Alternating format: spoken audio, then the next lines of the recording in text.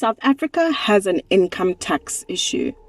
There are fewer taxpayers contributing to the fiscus, while there are millions more getting government grants. This has put a significant strain on the country's economy, with the government struggling to provide basic services and infrastructure to its citizens. But it's not just about the number of taxpayers. In recent years, there has been a growing number of South Africans financially immigrating. In this video, we'll discuss the income tax dilemma in South Africa and how government grants are affecting the fiscus, why more people are financially immigrating from the country, and the impact this is having on South Africa's economy. Before we start, hit that subscribe button. Let's dive in. The South African government provides grants to millions of citizens, which include child support grants, disability grants, and pension grants, among others. These grants are a lifeline for many South Africans who struggle to make ends meet, but they also have a significant impact on the country's fiscus. According to the South African Treasury and South African Revenue Service, there were only 7.4 million individuals in South Africa with taxable income, which is less than 15% of the population. At the same time, there are over 29 million beneficiaries of government grants, which is more than a third of the population. 18 million of the 29 million receive state welfare, and the other 11 million receive the state's 350 Rand grant.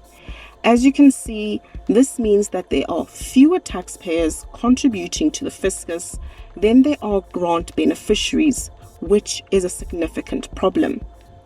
The government collects taxes from taxpayers to fund various projects and services such as healthcare, education, and infrastructure development.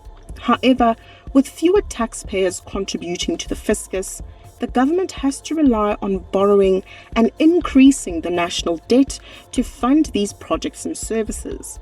This, in turn, puts a strain on the economy, which can have long-term negative effects. South Africa has one of the highest income tax rates in the world, with the top marginal rate at 45%. Despite this, the government is struggling to generate enough revenue to meet its expenditure. The main reason for this is that there are fewer taxpayers contributing to the fiscus. Many South Africans are unemployed or working in the informal sector, which means they are not paying income tax. At the same time, there are millions more people receiving government grants, which are funded by the taxpayers. This puts a significant strain on the country's finances and limits the government's ability to invest in infrastructure and provide essential services to its citizens. One solution to this problem is to encourage more people to enter the formal job market, which would increase the number of taxpayers contributing to the fiscus. This could be achieved by creating more job opportunities, improving access to education and training, and supporting small businesses. Many economists have argued that job creation can be achieved by abandoning the national minimum wage, nationwide collective bargaining agreements, as well as the CCMA, as this would increase the willingness to hire and raise real wages by businesses.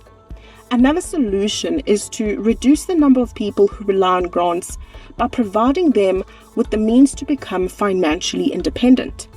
This could be achieved by providing training and education to grant beneficiaries to help them develop the skills they need to find jobs and start businesses. The Department of Home Affairs' latest critical skills list can provide guidance as to where training and education could be concentrated to help grant recipients find jobs and start businesses. Here are the top 10 most critical skills in South Africa in 2023. Number 1 is a zoologist, 2 urban and regional planner, 3 university lecturer, 4 transportation electrician, 5 town planning technician, 6 tax professional, 7 supply and distribution manager, 8 software developer, 9 senior affairs school teacher grades 8 to 9, and number 10 research and development manager. In recent years, there has been a growing number of South Africans financially immigrating. Financial immigration is the process of ceasing to be a tax resident in South Africa, which means you are no longer liable to pay income tax in the country.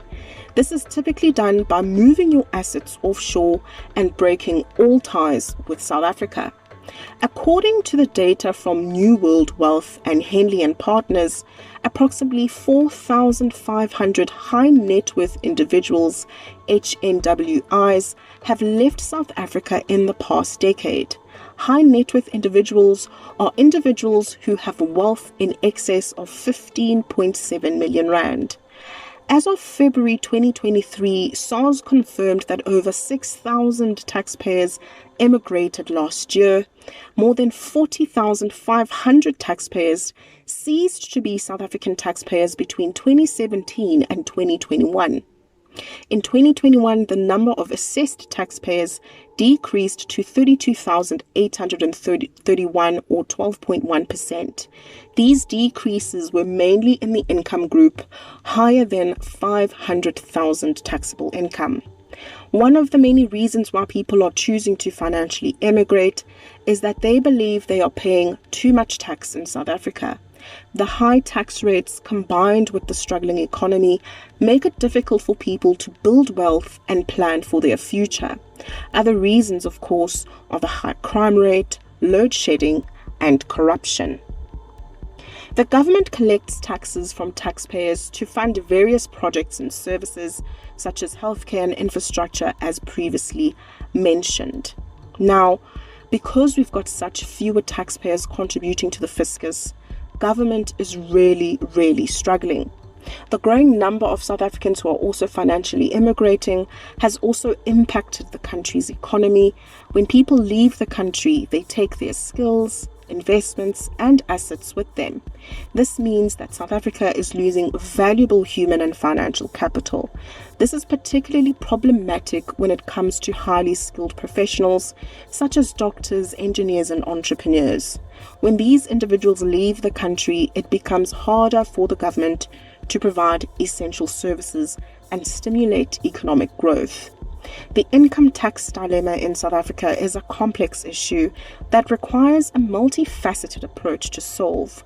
While government grants are essential for many South Africans, they also have a significant impact on the fiscus as fewer taxpayers are contributing to it.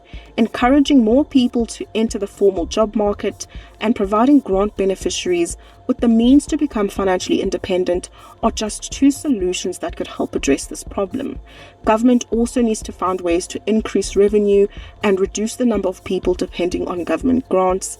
It also needs to create an environment that encourages investment and entrepreneurship. At the same time, it's important to address the growing number of South Africans financially immigrating. We need to find ways to incentivize people to stay in the country and contribute to its growth and development. We hope this video has been informative and helpful. Don't forget to like and subscribe for more financial education content.